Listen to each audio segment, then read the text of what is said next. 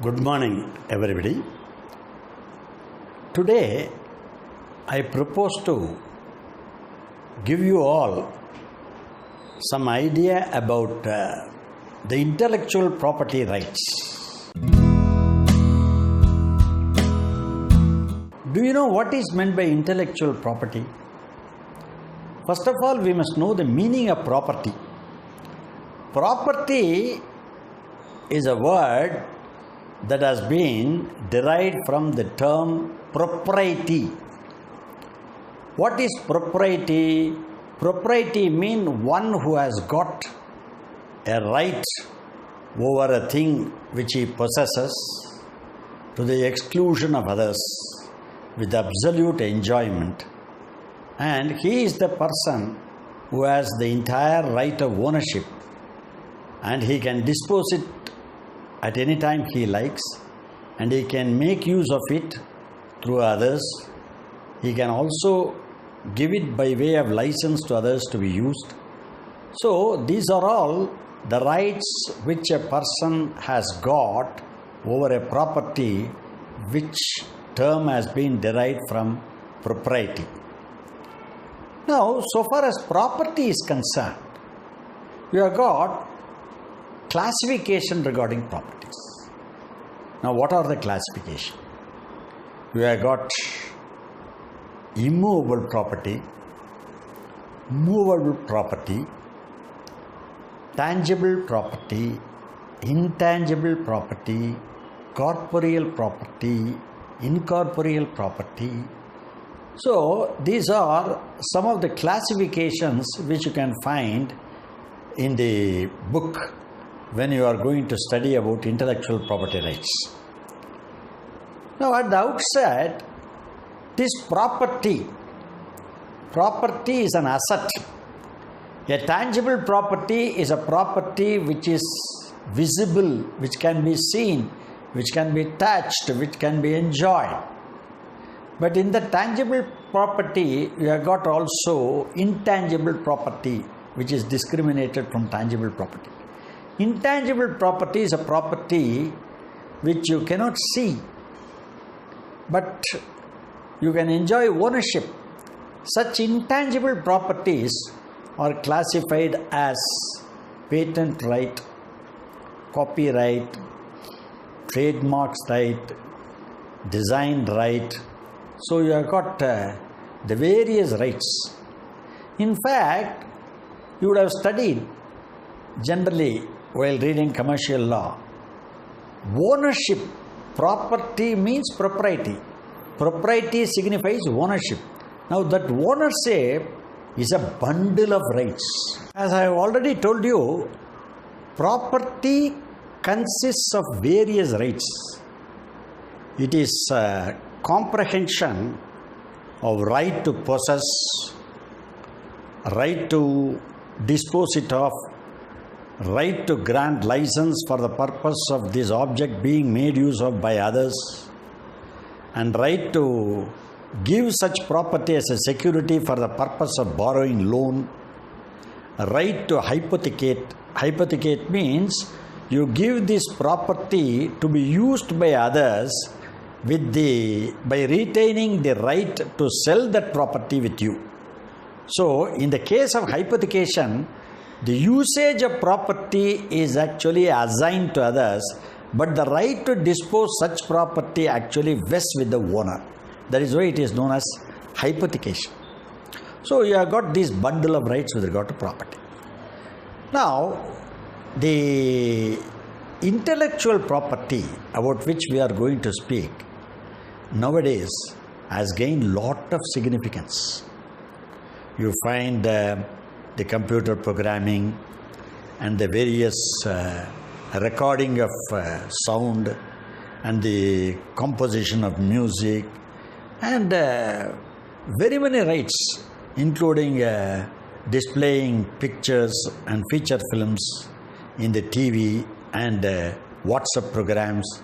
So these intellectual properties, they have gained lot of significance nowadays. And it has become also very easy for the public to understand the various features in life and how best they are got to lead their life, how best they are got to eat their food, how to dress themselves up, and then including medicine and diet, and all these things are actually focused by way of program through the WhatsApp and various TV programs. So this intellectual property has gained lot of significance. Now at the outset, we must describe what is meant by intellectual property. I have already told you about the other properties, but what is meant by intellectual property? Intellectual property is nothing but the outcome of the function of the brain known as wisdom. So the intellectual property is the outcome of the creative activity of a human being by using his wisdom. So that is known as intellectual property. Even computer, even the very device through which I am now talking to you is a device that is actually been created by men. It's all man-made machineries, man-made tiny sophisticated equipments. That is why our ex-president Sarvapalli Radhakrishnan said, man is a wonderful being with his thoughts running into eternity, and there are projects which cannot be learnt by him, but still he pursues with oneness of view and a tenacity of purpose. Look at the way in which our philosopher king has described. So man is a potential of everything. He knows how to invent, how to innovate. What is the difference between invention and innovation? Whatever you have invented, on which if you make an improvement, that is what is known as innovation. Such is the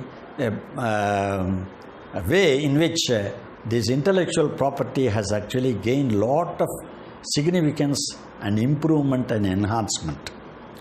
Now, having told you about intellectual property, now we must know what are the various theories that are prevalent with regard to property. Now, there are various theories with regard to property. There is one theory known as natural law theory. What is this natural law theory? It is derived from nature and is divided among men by their own convenience and by their own mutual consent. So this is what is known as natural theory, which is advocated by Grotius, Pufendorf and Blackstone. These people are the eminent jurists. They are the people who actually laid the foundation stone for this natural law theory. The next theory speaks about metaphysical features. This is known as metaphysical theory, advocated by Kant and Hegel, the famous Western philosopher. The essential elements of this theory is legal transaction which are involved in this theory. Now, in this theory, you see this metaphysical theory, it actually pertains to original acquisition to be studied under three heads and under three circumstances. Now, this metaphysical theory has to be studied under three circumstances. A. Prehension. What is prehension? Prehension means that the natural resources and objects that are prevailing around us in this environment belongs to none. For example, air. For example, ozone. For example, the rain. See, nobody can acquire water, rain, air, all this light. So it doesn't belong to any particular person wholly. So this is what is known as prehension. The next one is, the next concept is freewill interdicting. Interdicting means formally prohibiting all others from using the things as theirs. This is naturally available. Nobody can claim ownership over it. See, these are all properties that are surrounded in the environment. So you cannot actually claim acquisition with regard to these things. They are all natural resources.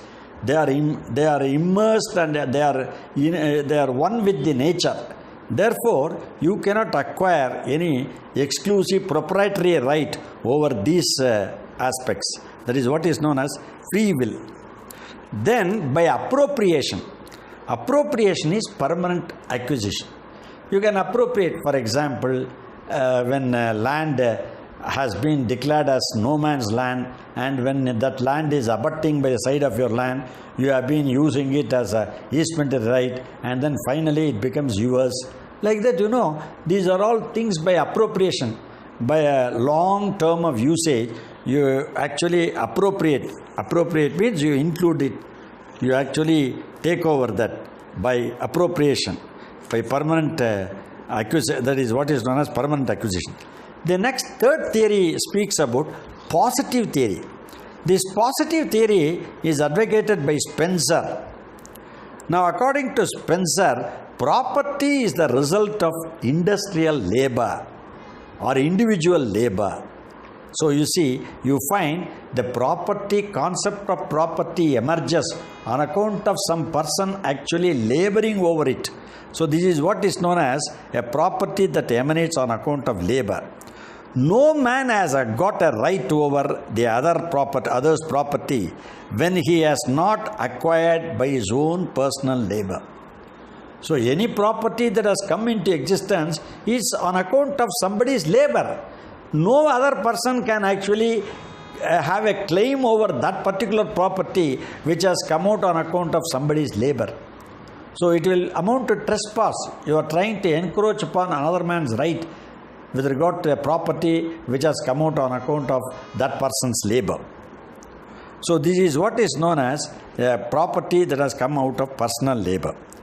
Then you have got the fourth theory known as historical theory advocated by Bentham. Property is nothing but concept of mind. According to Bentham, the property is nothing but the concept of mind. The property is considered to be a thing which, legally speaking, is all his. It has come out of his mind, and he actually claims ownership over it. What is ownership over a property? Because he claims that he has got a right over that property mentally, physically. So, from which certain advantages are also derived. That is what is known as this historical theory. Then, sociological theory. That has been advocated by Professor Dugiet, Professor Lasky, and Karl Marx. Benefit offered by society in the form of service. In fact, Karl Marx go to the extreme extent of saying that nobody has got a right to exploit the service of another person. So unless he does it voluntarily or he does it with his consent. So service that is offered in society, it is availed of or exploited by others, and finally it becomes the property of the society. So these are all the various theories which you have got to just understand and make yourself conversant. Then Solomon has got interpretation, his own interpretation with regard to property. Solomon has described the property in 4 ways. In the widest sense, right of all type recognized under law. The rights of all types. For example, right to land, right to house, life and liberty, including conjugal rights. And according to Solomon, in the limited sense, right means proprietary rights, ownership rights, right on land, chattel, including intellectual property rights, patent right, copyright, and shares, right on life, liberty, and reputation. But right, so far as Solomon is concerned, life, right to life, liberty, and reputation are not the subject matter of properties. Right to life, what is life? You have got a right to live. You have got a right of freedom. You have got a right to earn your reputation. But they are not subject matter of property. You cannot see them. That everybody can actually acquire that right. You cannot see it is not your exclusive right to be enjoyed absolutely. And in the narrowest sense, Solomon has actually defined corporeal properties, which are considered to be properties like land, building, chattel. Chattel means it is something, movable property. Then proprietary right, which has got right in rem, right against the whole world, and you have got an exclusive possession of the same. For example, you have got freehold rights, then you have got the other types of rights also there. There is freehold rights, and then right over the land and all that. Now, the next important thing about the properties are two important aspects that are involved in the use and owning a property. Jura in re propria. Jura in re aliena. There are two types of rights. Let me actually refer the terms properly to you.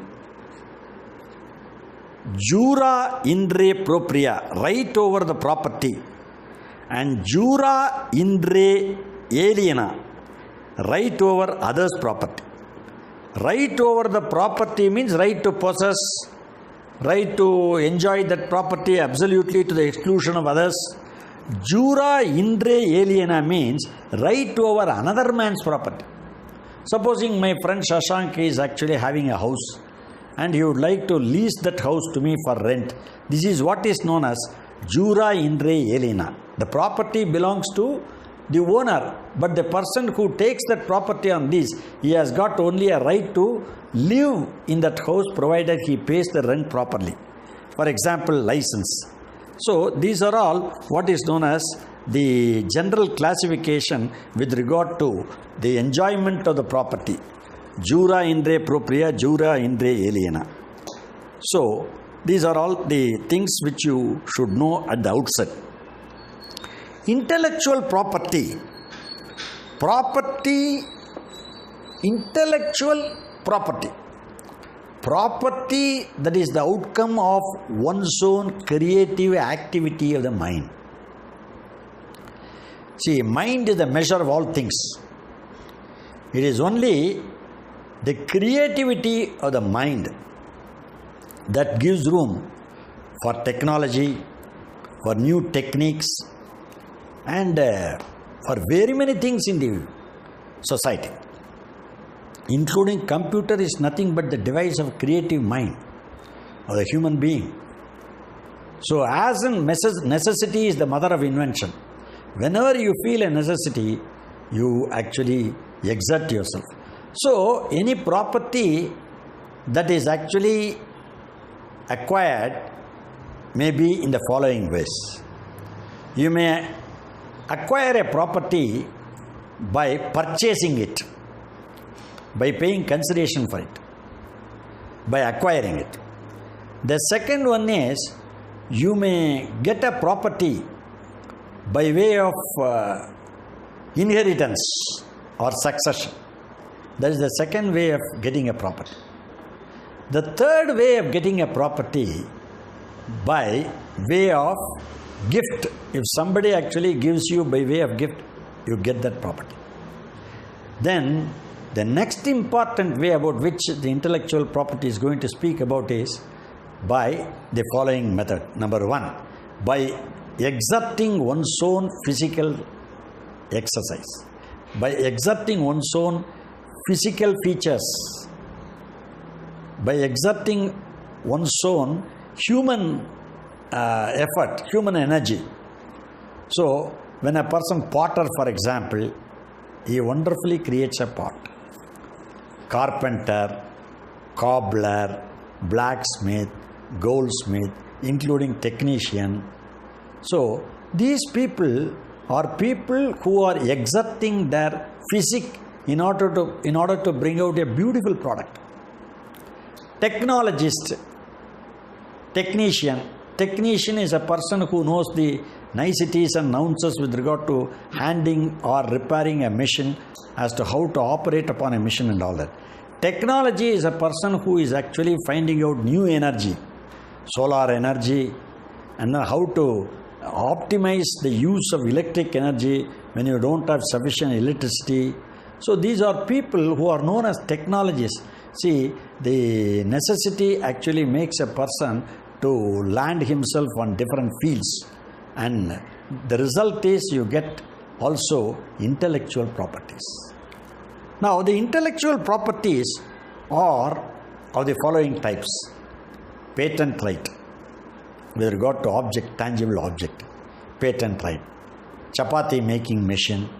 So you have got a patent right. How to crush sugar cane through a machine. So these are all juice making machine. Mixie. There is a patent. You claim a patent over that particular object which you have created. So that is what is known as patent right. And then you have got copyright. Very important right. Copyright with regard to any original work by way of literature, by displaying your capacity with regard to disclose the essential features that are found in in various stories like Ramayana, Mahabharata, Bible and all that. So when you are able to display some of the essential features that are found in scriptures by way of comments or by way of taking feature films, so these are all art, the art that is displayed. So this is exclusive province that belongs to intellectual property on copyrights. When you have actually written an original story out of your own creative imagination, nobody can copy it. If somebody copies your original work, it amounts to plagiarism. They are interfering with your rights. That is why you have got to register the book which you have actually written. Then only you can safeguard your rights. So that is what is known as copyright. Then music. There is another field. Music, drama, story, literature, all these things are the subject matter that comes under the category copyrights. So the person who writes a lyric, that is why there is a sort of a conflict between the person who writes the lyric and the person who composes the music. Music composer is different from person who writes a lyric. The lyric writer, he writes the notes, he writes the various verses, but whereas the music composer, he is able to arrange the pattern of tunes and he actually composes the music. Music has become part and parcel of society. The man that hath no music in himself, nor is not moved with the concord of sweet sounds, is fit for treasons, stratagems, and spoils. His spirit is as dark as airbus. Let no such man be trusted. Shakespeare, Merchant of Venice. So music has become part of our life. The music that has been composed long time back, still it is ringing in our ears. मेरा जूता है जापानी ये पतलून हिंदुस्तानी sir पे लाल टोपी रूसी फिर भी दिल है हिंदुस्तानी. This is a song in She 420. So it is still sung by various kids, and you find it very interesting and very musical, melodious. See, this is what is known as copyright, the right which the person has got. See, Raj Kapoor was a famous producer who had a lot of musicians, Mukesh, Rafi, Shankar Jaikishan. So some of these songs which it is ringing in our ears and it is very melodious. This is on account of copyrights the person has actually. Any person who owns the copyright, though a person may join as an employee, the employer who engages the person who has got that creativity knowledge, he can enter into an agreement with the person, namely employee, who is responsible for this work. He may take over that right. So though you may be an employee and you may find new machineries, new devices and new creations, but that right will be enjoyed only by the person who happens to be your employer, because you would have entered into an agreement. bestowing all your rights to the employer. So that depends upon the way in which the agreement is drafted. So here the copyrights about which we are going to speak, it ranges widely. Namely, it may be a copyright, it may be a copyright, or it may be a patent right, or it may be a trademarks right, it may be a design right. So these are all things of which we are going to speak about. The sources of all intellectual property are said to be knowledge, skill, experience, and intuition. Intuition. It is intuition, that insight learning. Gestalt psychology says insight learning. So in other words, intellectual property is categorized as chosen action. We have already studied about chosen possession. Chosen possession means mere possession conveys title. Chosen action means you have got to prove title. Supposing you have written a beautiful story, somebody actually copies your story and then try to filmatize or try to take a film on it, you can definitely file a suit because it is your story. How can you actually copy your story and try to exploit you and earn money over your story? So you can definitely file a suit on plagiarism. So this is what is known as a person has got to show as to how he has become the owner of it. Whereas mere possession is 9 point in law. Mere possession itself will convey title, that is chosen possession. Where you have got to prove title is what is known as chosen action. Invariably, the intellectual property rights are all coming under the category chosen action. So these things you have got to just keep in mind. Incorporeal property may be a right over immaterial things like patent rights, copyrights, and trademark rights. It may be a right over other properties like leasehold rights, right to command service, right over securities. These are all leasehold rights. Jura inde aliena. So the law relating to intellectual property speaks about 4 components, namely patent rights, design rights, trademarks rights, copyrights. So these are the various rights about which I have already told you. Now the next question that arises for consideration, can you just give and illustrate by way of example a property that can possess all these rights? What do you mean by all these rights? Rights, namely patent right, copyright, trademarks right, and all these rights, design rights. So can you give me an example for explaining these particular rights being actually attributed to one single object?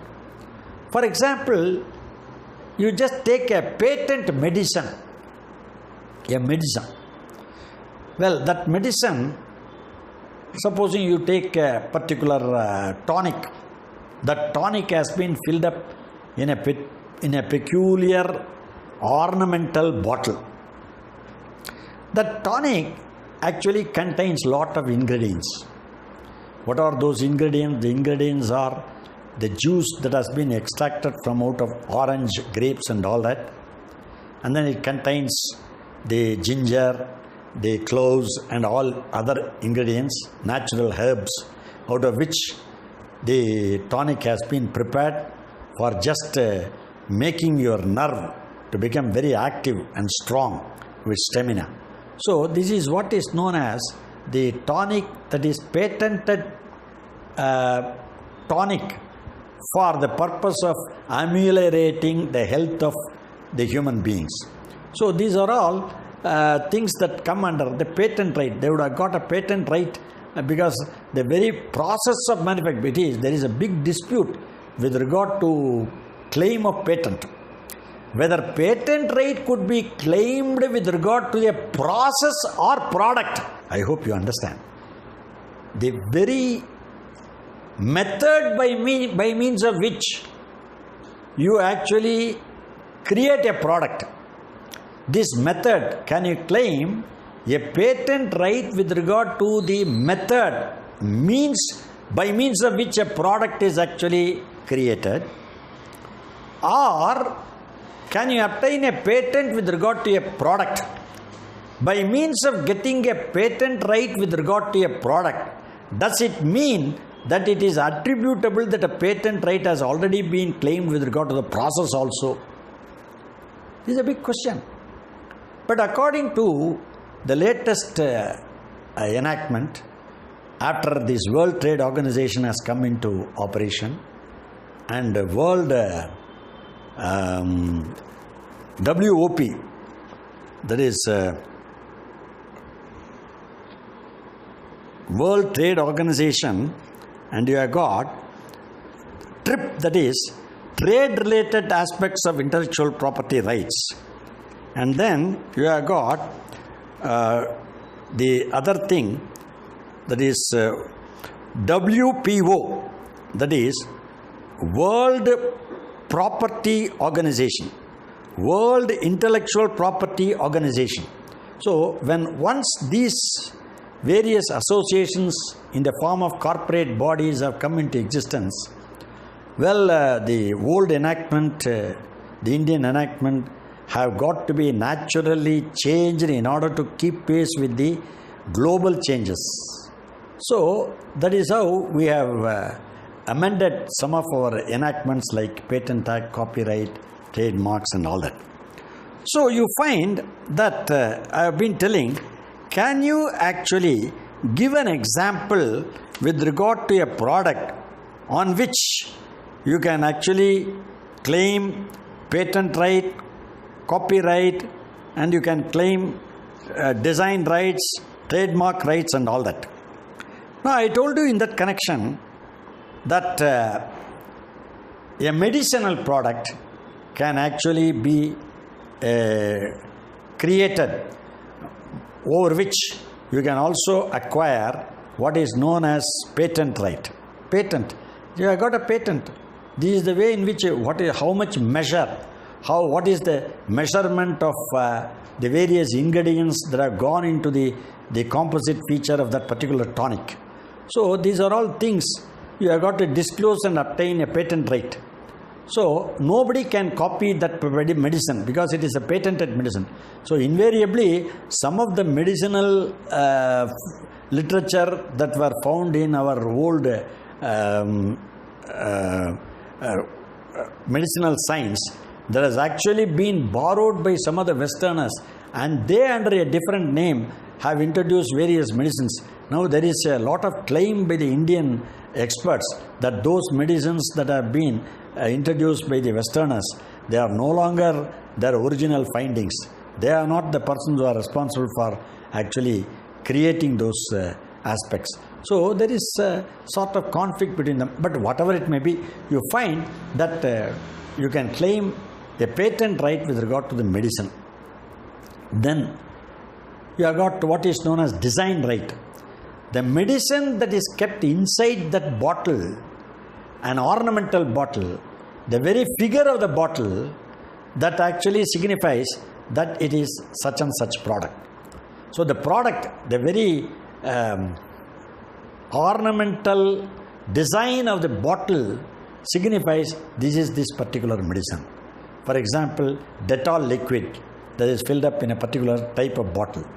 Like that, you have got various types of medicines that are kept in a particular bottle which has got a peculiar design, by means of which you can find out that particular product belongs to particular company. Then there is what is known as design rights. Then you have got copyright. The inscription, the prescription or the literature that is kept inside that patented medicine. It speaks about the usage of the medicine, the ingredients with which it has been made. That piece contains the disclosure of the various things, the small literature piece.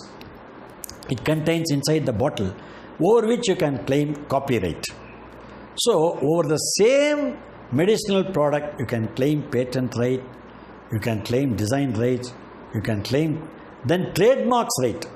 Trademark right is a mark that is used by you on the product so as to identify this product by the people in the society, in the commercial market. So that is the trademark. Trademark is useful for the purpose of identifying a product along with other products in order to segregate it and select it. So this is what is known as the trademarks right, about which also we are going to speak about.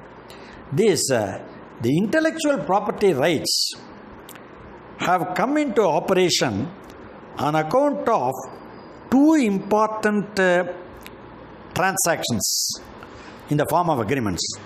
One is GATT, another is the emergence of WTO, World Trade Organization.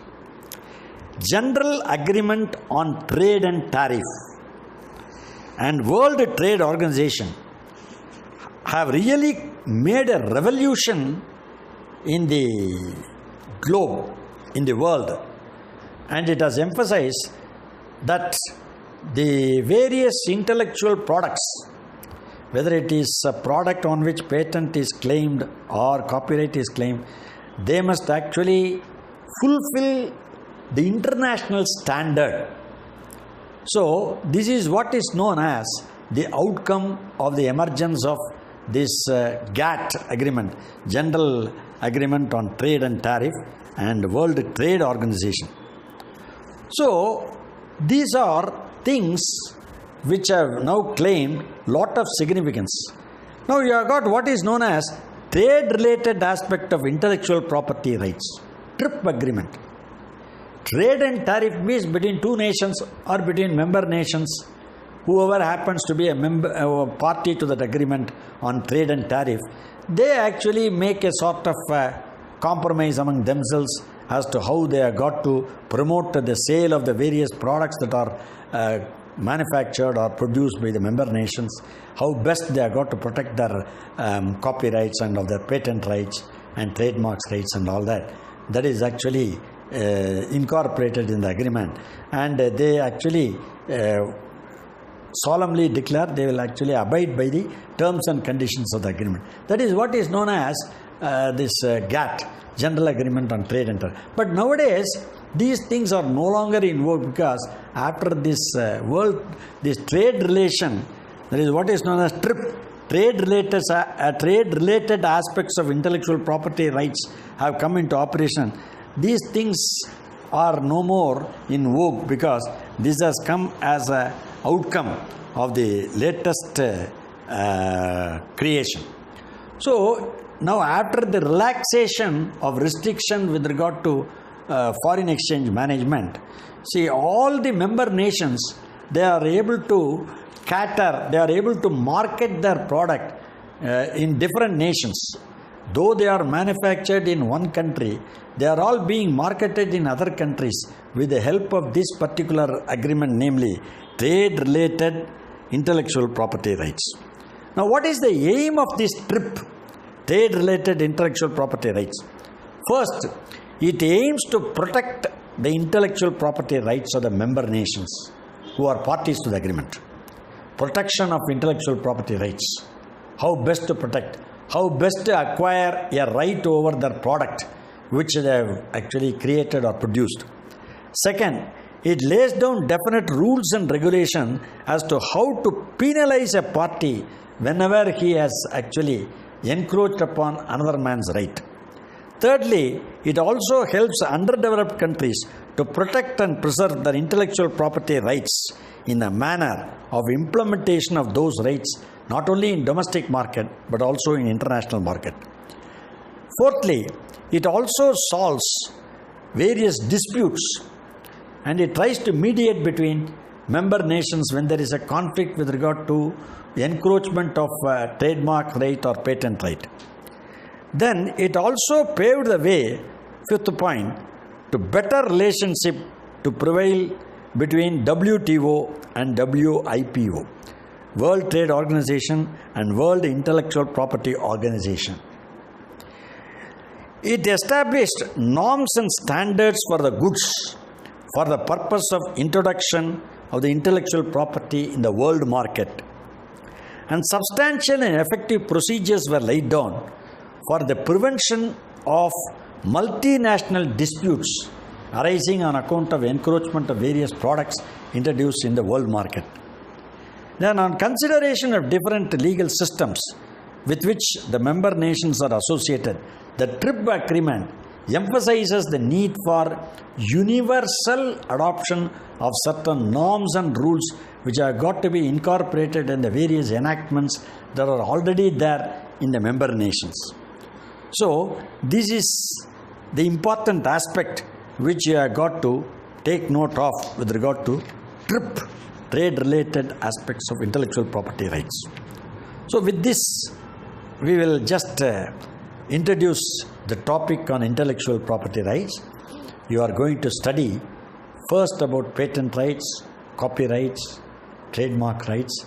I will try to summarize the entire segments of these enactments in a simple way so that you can understand the gist of it. It's going to be very, very interesting, particularly when you take up some of the intellectual properties which have actually been produced or created by various experts. You find it is finer aspects there. The nuances and niceties are so subtle that one has got to carefully study this subject in order to appreciate and admire the intricacies of law in it. But you must understand that the intellectual property rights have advanced so much. It has become so much sophisticated that law is unable to keep pace with it. The expressions, particularly, whenever a picture is drawn and the bare skeleton of the picture will be the same, but the body you cannot change. You cannot claim any right over a skeleton. These are broad features. This is what is known as axioms. But you have got to claim definitely a copyright over the expressions. The way in which Mahatma Gandhi will always look like Gandhi with his tonsured head and with his one teeth broken. But this is the normal figure. But how can you claim copyright over it, same person? But the expressions, the way in which he has actually worn the towel, the way in which he is dressed up, the way in which he is actually laughing, the various wrinkles on his face, and the expression through his eyes. So that is why Shakespeare says, "Tell me where is fancy bred, or in the heart or in the head? How begot, how nourished, reply. It is engendered in the eyes." Eyes are considered to be the revealing feature of a particular person. So look through the eye, you will understand the whole thing. That is why even sculptors, whenever a statue or a divine statue is carved out by a sculpture, he will actually open the eye as the last stage. So the eyes are considered to be the full expression of the particular figure. So you will understand that the copyrights and the rights that are claimed over musicians, rights that are claimed over the dramatists, the rights that are claimed by some of the actors, the peculiar way in which they act, it should not be copied by any other person. No other person can copy my action and all that. How far it is considered to be sustainable and valid. A lyric composer, a lyric writer, he has got his own way of arranging the lyrics. But when it is given to a composer, he makes it still more melodious. So the composer has got the way in which he is arranging the tune over it. So these are all some of the essential features which are going to add lot of pep to your knowledge, and we will look into the intricacies and niceties and nuances of law in the forthcoming sessions about which I am going to speak, which will be first with patent right, second with the copyright, third with the design rights, fourth with trademark rights. And I will try to summarize the entire thing as briefly as possible. With this introduction, let us conclude our preliminary session today. Thank you very much.